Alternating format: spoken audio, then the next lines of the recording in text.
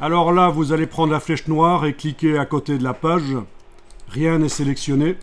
On va pouvoir passer en affichage aperçu. Donc dans le bas de la palette des outils, là, l'icône de droite. Et on va paramétrer les choses en zoomant quand même un peu. On va aller dans la palette style de paragraphe. Double-cliquer sur le style crédit photo. Donc vous avez bien cliqué avec la flèche noire à côté de la page, rien n'est sélectionné. Vous êtes même débarrassé de toutes les constructions qui apparaissaient en passant en affichage aperçu. Donc crédit photo ici, voilà. Alors la couleur peut encore être modifiée bien sûr ici. Dans format de caractère de base, la police de caractère pourrait être modifiée. Je pense que pour augmenter la lisibilité, une police bâton serait mieux. Donc je vais aller chercher par exemple rapidement Arial à la place de Minion Pro. Arial. Ah, il faut cocher la case aperçu en bas à gauche pour voir ce que ça dit. Hein. Voilà. Arial à la place de Minion. Alors vous avez métrique, eh bien on met optique à la place, comme ça l'espacement entre les caractères est optimisé. L'approche, on peut augmenter pour espacer les caractères, pour augmenter la lisibilité.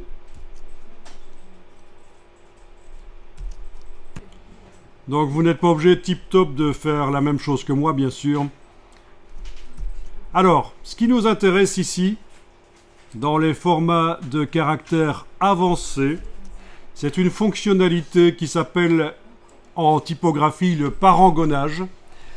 Ici dans InDesign, ils appellent ça le décalage vertical. Pourquoi ils appellent ça le décalage vertical et pas le parangonnage? Parce que premièrement, c'est davantage compréhensible.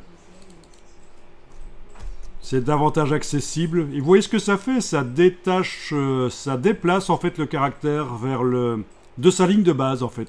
Ah oui, en fait, on peut faire un décalage vertical négatif et alors il sort comme ça.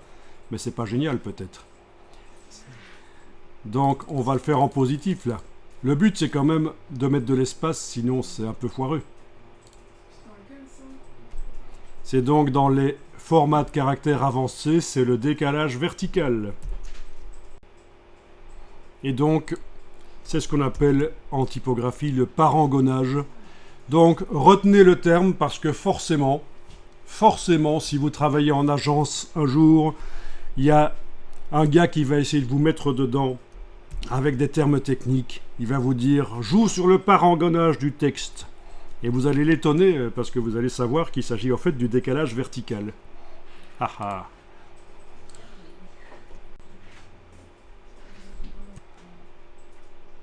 Bon là je vais cliquer sur OK. Et je vous montre juste dans la palette caractères. Si on avait fait ça sans passer par un style de paragraphe. C'est à cet endroit-ci en fait. Le décalage vertical. C'est à cet endroit-là.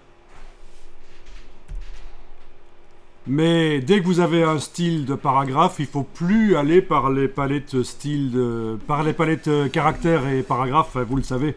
Il faut y aller par le style. Alors on va enregistrer le document tel qu'il est là. Voilà, je vais peut-être l'appeler 11D moi.